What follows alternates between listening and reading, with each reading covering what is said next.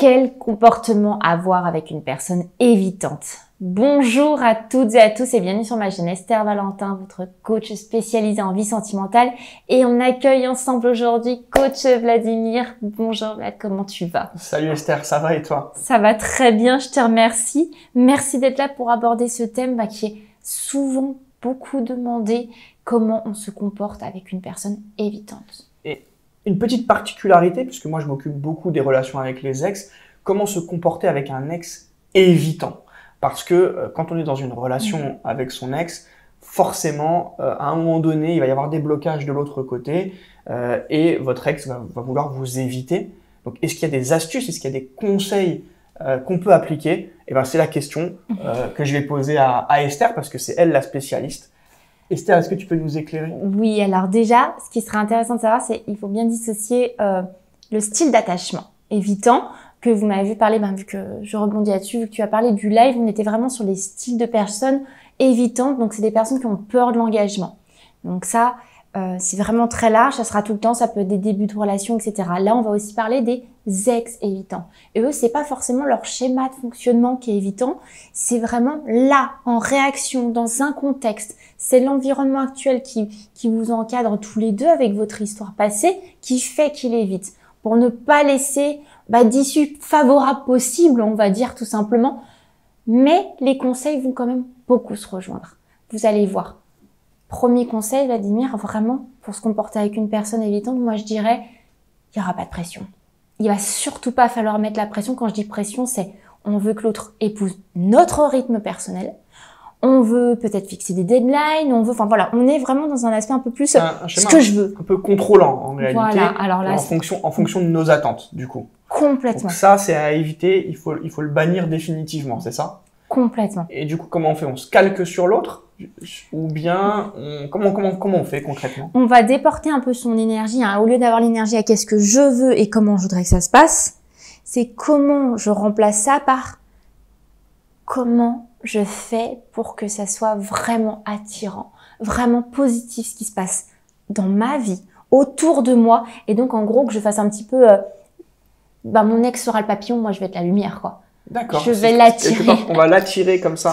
Voilà. Moi, je fais la corde. En fait, c'est un peu, au lieu que vos actions soient dirigées vers l'autre, redirigez toutes ces actions sur vous et laissez venir. Alors oui, on a un petit peu le sentiment de moins contrôler ce qui se passe comme ça. Parce que dans la reconquête, le petit hic, je pourrais dire, c'est qu'on a très envie de dégager notre énergie, nos actions vers l'autre. Parce qu'on a ce besoin de satisfaction immédiate. Je suis en train de faire quelque chose dans la direction d'où je veux aller. Alors que c'est beaucoup plus futile, en fait, de faire des actions tournées vers soi en sachant que c'est finalement les actions qui vont réattirer votre objectif, votre ex dans votre vie. Qu'est-ce que tu en dis? Non, mais je partage totalement cette vision des choses. En fait, c'est partir d'un point A pour aller à un point B. Et en réalité, au lieu d'y aller directement, c'est contourner un petit peu, prendre un chemin un peu plus long, de manière à être un peu plus subtil dans ses actions, un petit peu plus filou, pour reprendre tes expressions. Du coup, avec le petit doigt comme ça.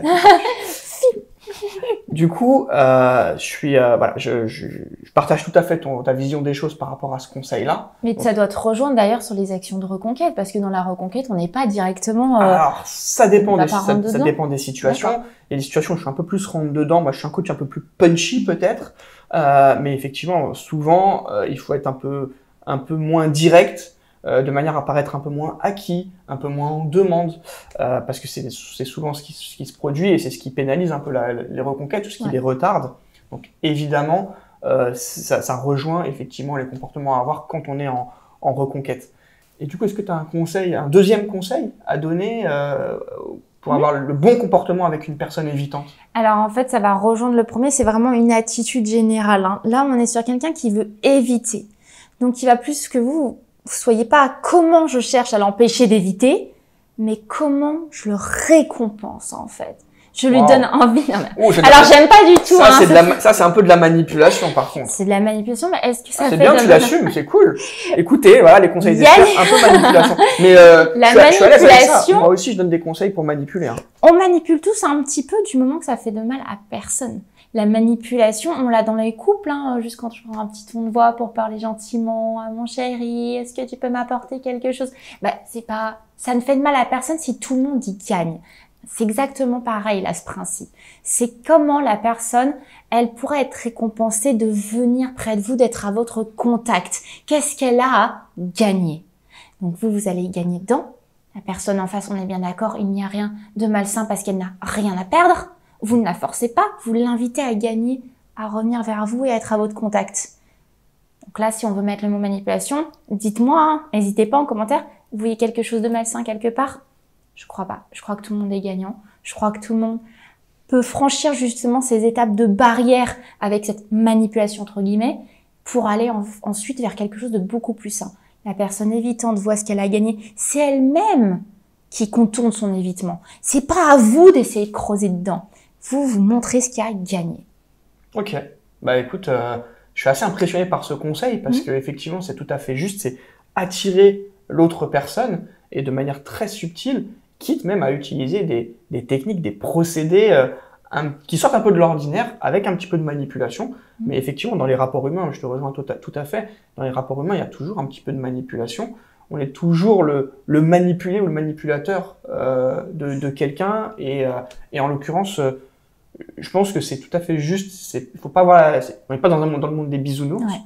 Et si c'est fait avec bienveillance, c'est de la manipulation bienveillante en réalité, parce qu'on entend beaucoup parler de la manipulation négative. Toxique, oui. Mais il y a de la manipulation qui peut être aussi bienveillante et positive. Reparlons juste de, si vous êtes derrière cette vidéo là, en ce moment en train de nous écouter, les débuts de cette relation avec votre ex, ça s'est passé comment? On donne le meilleur de soi. Est-ce que c'est pas déjà une petite forme de manipulation d'offrir le meilleur de soi en séduction? Sur les premiers mois, ça se passe toujours, on montre toujours le meilleur. On n'est pas en train d'arriver avec nos défauts, nos peurs, nos faiblesses.